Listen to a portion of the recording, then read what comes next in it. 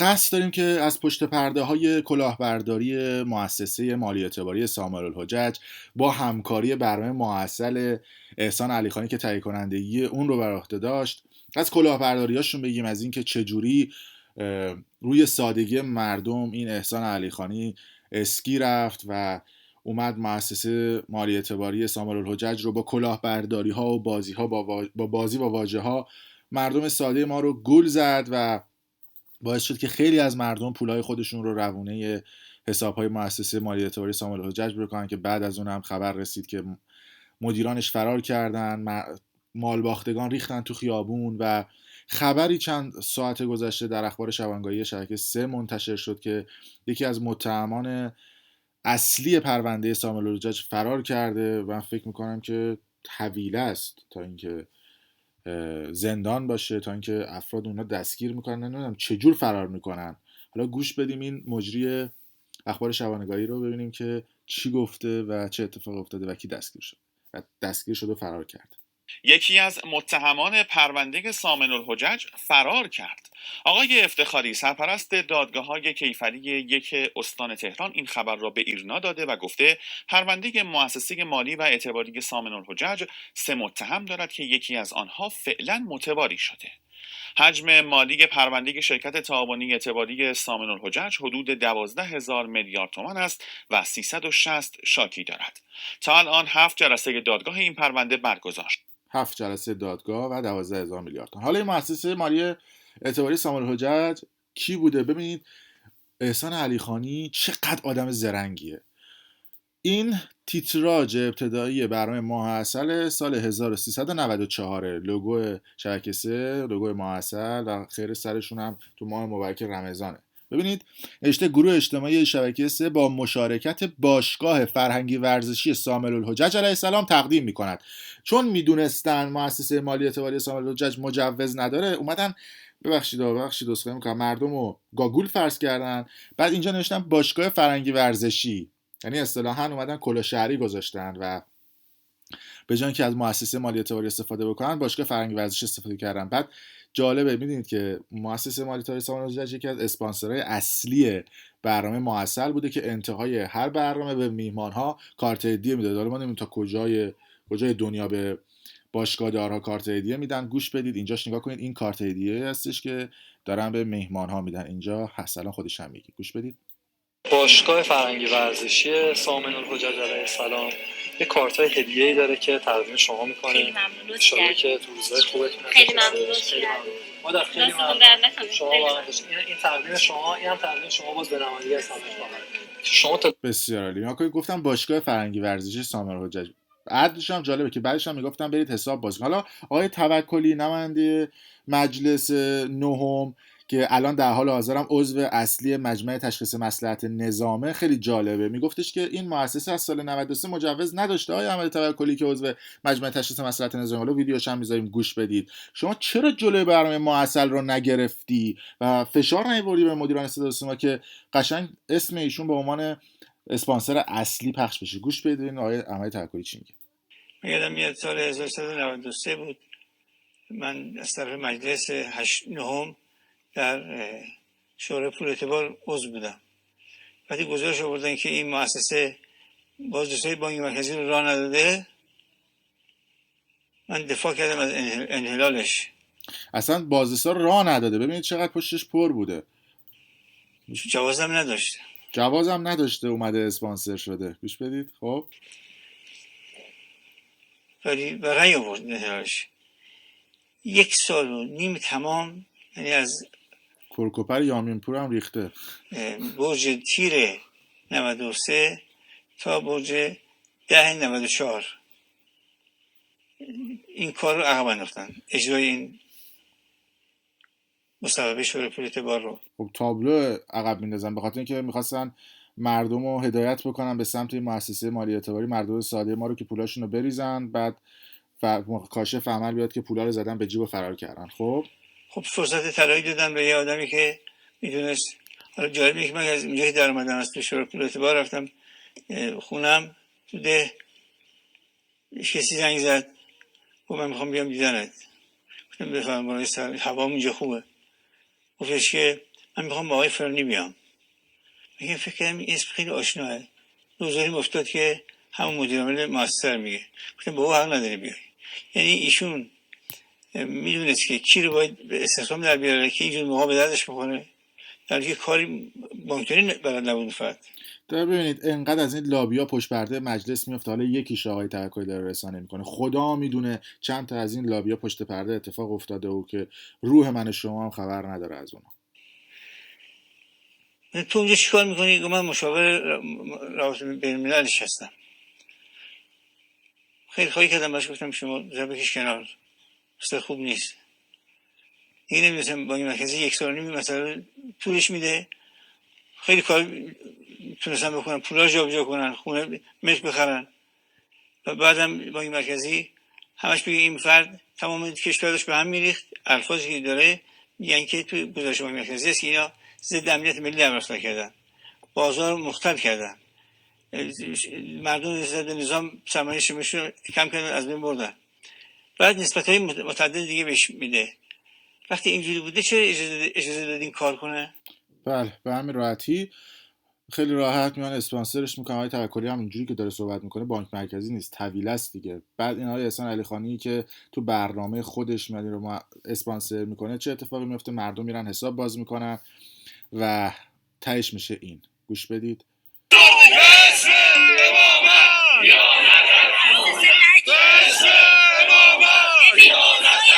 میگن به اسم امامت خیانت در امانت.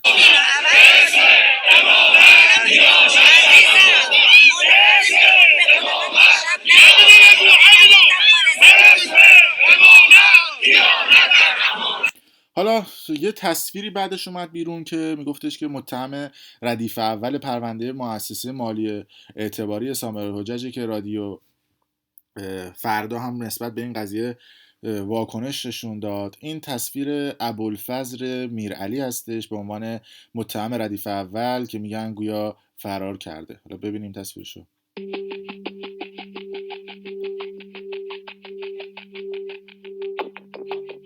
متولد 3 مرداد 1343 در سبزوار هستش.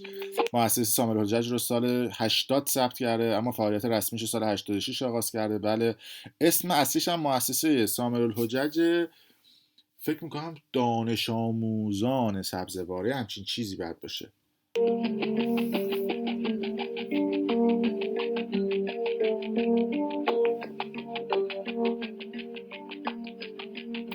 جالب دیگه 1 سال بعد از اینکه تو برنامه محصل تبلیغات کرد پولاری کشید بازداشتش کردن، بعد آزاد شد. اینجوری که اینجا داره میگن 9 جلسه، اما اخبار شبانگاهی شبکه 3 گفته بود 7 جلسه. حالا به جلسه بعدش هم میرسیم. خب حالا یه تحلیل جالبی رادیو فردا انجام داده و گفته که این شخص که محسن افتخاری که تو اگه یادتون باشه تو شبکه 3 هم اعلام کرده بودن، گفته که تو جلسه دادگاه خب دیدید که الف میم میگن، خانم ر الف میگن، نه فلان میگن، که گفته که بر اساس گزارش‌ها ابوالفضل میرعلی مدیر عامل مؤسسه سابقه عضویت در هیئت مدیره شرکت نفت و گاز و پتروشیمی رو داره و منوچهر متکی وزیر خارجه سابق کشور هم عضو هیئت مدیره اون بوده که 370 تا شاکی داره و 12,000 میلیارد تومان تخلف مالی داشته. کلا دوره همن. حالا یک سایتی به اسم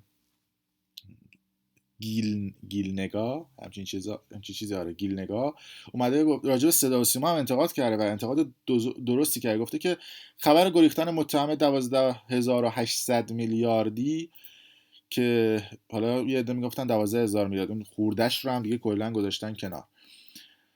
800 میلیاردی مؤسسه سامر الحجج رو امروز ایرنا به نقل از مسئولان قوه قضاییه اعلام کرد و به سرعت در میان گروه‌ها و کانال‌های خبری بازنشر شد. اما خوب است بدانید هیچ کدام از اینها تاکنون توجه نکرده بودند که 7 جلسه دادگاه متهم این پرونده این دادگاه هم برگزار شد و در تمام این 7 جلسه اعلام شده بود که متهم ردیف سوم از ایران خارج شده. جالبه اصلا مؤسسات گفته بودن که تازه یکیشون فرق کرده، در صورتی که ردیف سوم هم اینجوری که دارن میگن خارج شده بوده. چند روز قبل به بهانه پخش اعترافات مائده، همون رقاص‌ها و اون اتفاقاتی که افتاد و تبدیل شدنش به مسئله اصلی، همه مردم ایران نوشتن که مردم نسبت به این دادگاه‌ها بی‌تفاوت هستند.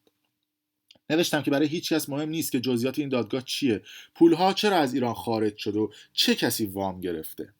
خب و جالب اینجاست که با این حال لازم است بدانید تاکنون 7 جلسه دادگاه در بیخبری و بی‌توجهی همه رسانه‌ها برگزار شده. بعضی سلبریتی‌ها هم از این صندوق وام گرفتند. متهم ردیف اول که نامش را هم هیچ کس جرئت نمی‌کند بر زبان بیاورد با قرار وثیقه بازداشت است.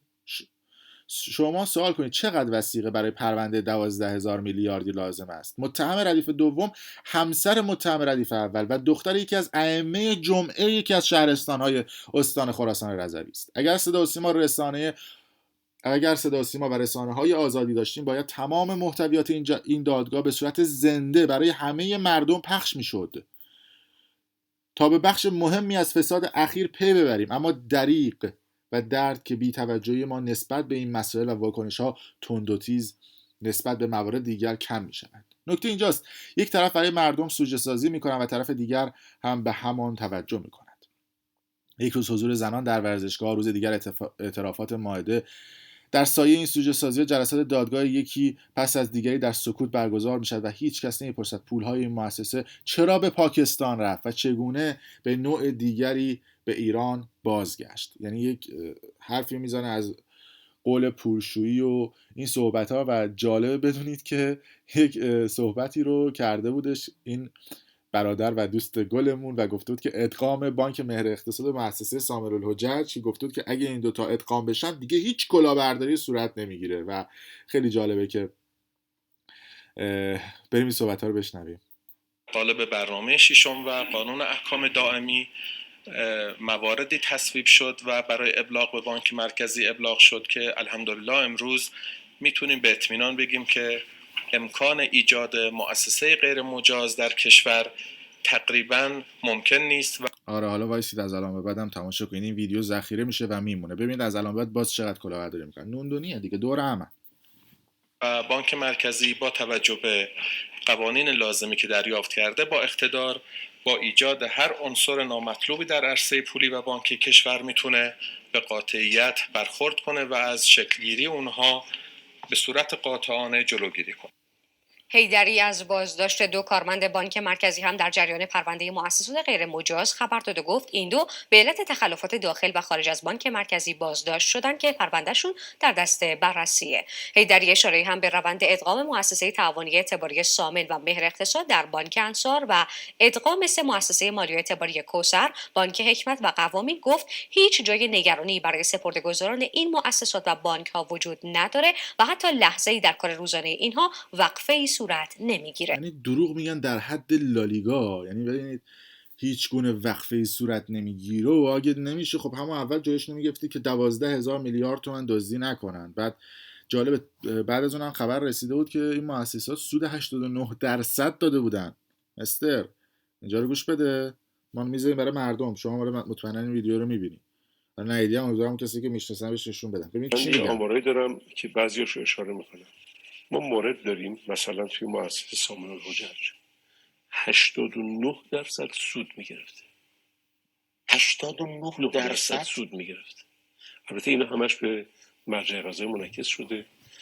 40%، 42%، 43% اینا چیزی طبیعی عادیش بود. ببخشید بابت ما چه میزه مثلا فرض این 89% دیگه 23 میلیارد تومان از سال 92 تا بهمن 94 سود دریافت کرده. اینا رقم‌های عجیب غریبیه. ببینین مثلا یکی دیگه هست، ایشون این سپرده‌گذاری یه فرده یا اینکه نهاده؟ یه فرده که معرفی هم شده مرجع قضایی، طبیعتاً اونم دنبال میکنه. اینا فکر کردم مردم بچه‌ن. شما معرفی کردون کسی که اینقدر در دزدی کرده کلا مرجع قضایی رو با یه چک میخره.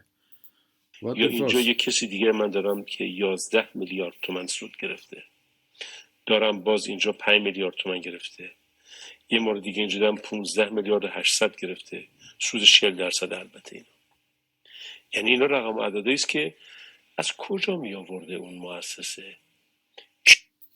چی میپرسه از کجا؟ ما مردم جواب بدیم از کجا می آورده؟ این سواله. خود شمایی که مسئولی باید جواب بدی دیگه. عمه من که نباید بیام صحبت بکنه دیگه. جالبه دیگه، رئیس بانک مرکزی هم هست. شمایی رئیس بانک مرکزی، ما که نیستیم. ما باید بیام میگیم طرف از کجا می آورده؟